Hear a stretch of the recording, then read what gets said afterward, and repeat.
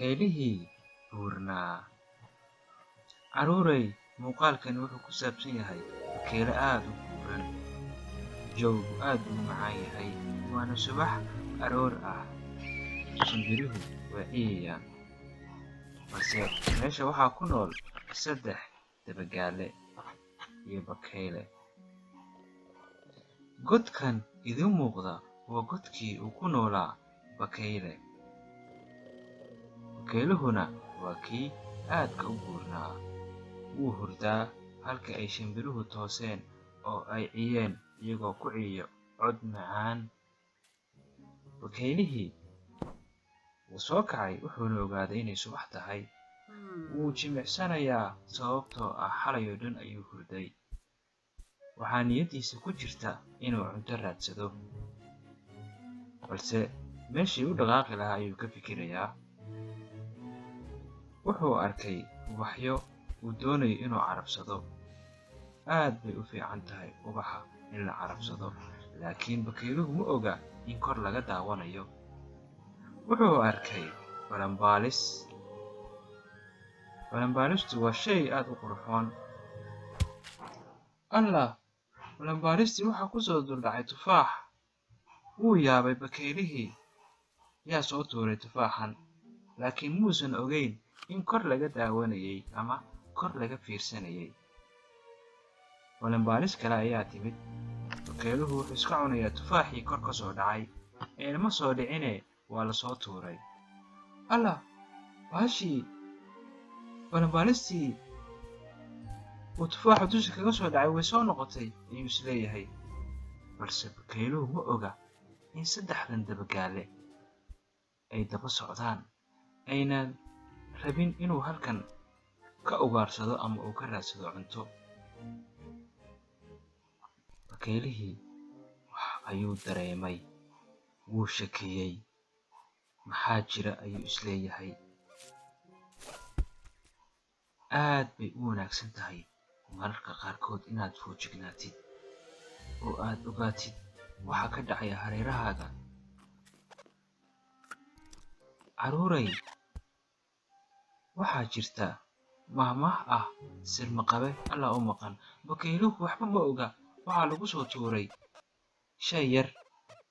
Hadda ayuu arkay 3 dabagaale ee ka maadaysanaya ama ku ciyaaraya isaga. Wax kale ayay ku soo tuureen. Allah, way ku ciyaarayaan. Way ku soo tuureen, way ku soo tuureen, way ku soo tuureen, way ku soo tuureen. Iyagu waxay u tahay ciyaar, balse bakayluhu aad ayuu u xanaaqay. Wuuna fikiray. Waxay doonayaan inay ku dhuftaan balanbaalista, wayna ku dhufteen.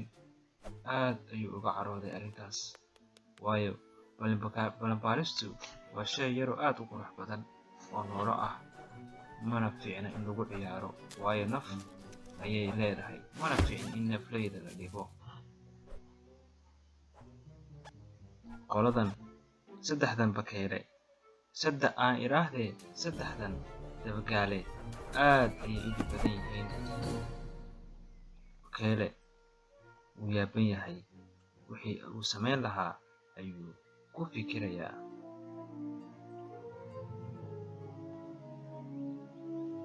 Hadda ayaa waxaa maskaxdiisa ku soo dhacday fikrad ah inuu iska celiyo 3 dabagaale. Wuxuu soo goostay laamo geed ah, xarig. Wuxuu samaystay waran. Wuxuu samaynayaa dabinno uu u dhigayo 3 bakayle. 3 fallaaroodna wuu samaystay. Wuu u jimicsanayaa, u diyaar garoobayaa dagaalkii uu ku qaadi lahaa 3 dabagaale aan iraahdee. Wuxuu u dhigay dabinno. Wuu isdiyaariyey sidii militarigii.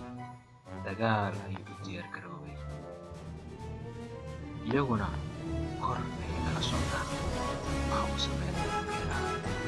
Falaar ayuu samaystay iyo qaanso. Wuu rabo inuu ku dagaal tago. Aan aragno meesha uu ku dhammaado dagaalkan. iyagoo ciyaar ayay wadaan fawdo iyo inay dhibaan bakaylahan soo ugaarsi tegay. balse markan iyaga ayaa kor laga ugaarsanayaa. fallaartii ayuu la soo baxay, iyagu waxba ma oga. kor ayuu ku dhuftay si uu xarigga u jaro. xarigga wuu jaray, laakiin saddexdii dabagaale wax ayay dareemeen. ma oga in alwaax weyn uu ku soo socdo. midkan ayaa arkay, wuu yaaban yahay waxaan ku soo socda, waxaana ku dhacay alwaaxii. halkaas waxay wax ku gaareen hal dabagaale. dabagaalahan buurani waxba ma oga, gadaashiisa waxaa ku soo dhacay dhagax weyn. wuu ka badbaaday, laakiin markii dambe alwaaxii weynaa ayuusan ka badbaadin. allah, wuuba nabad qabaaye. oo bakeele wuu yaaban yahay. wuxuu yidhi halkan istaag, soco. dabin ayuu ku dhacay, dabankii ayaana kor u tuuray. markan kamuusa badbaadin, wuu guulaystay bakeelihii. waxaa soo haray saddexdii bakeele mid ka mid ah oo ah kii ugu dhibka badnaa. waa kii shimbirtan bilowgii muuqaalkeena ku soo tuuray shayga, haddana mar labaad ayuu ku soo tuuray. dabagaalahan soo haray wuxuu u egyahay mid aad uga aqli badan labadii dabagaale. wuxuu rabaa inuu dusha kaga soo boodo bakaylaha. bakayluhu waxba ma oga, laakiin dabagaalihii ayaa marba wuxuu u boodayaa laan. tufaax ayuu ku soo tuuray.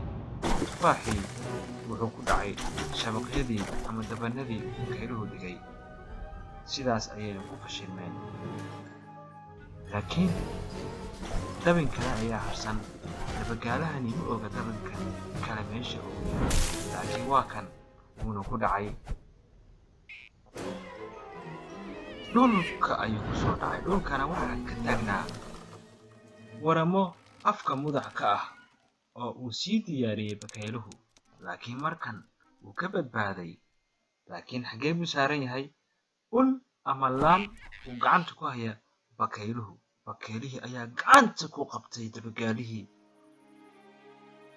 gacanta ayuu ku dhigay. halkaas waxaa taagan bakaylihii oo wejigiisu ka muuqata farxad, waayo wuxuu soo gebagabeeyey qoladii dhibka badneed ee ahaa saddexdii dabagaale. midkii ugu dambeeyey dabagaalayaasha wuxuuba ka dhigtay abitey. la soco muuqaalo kale.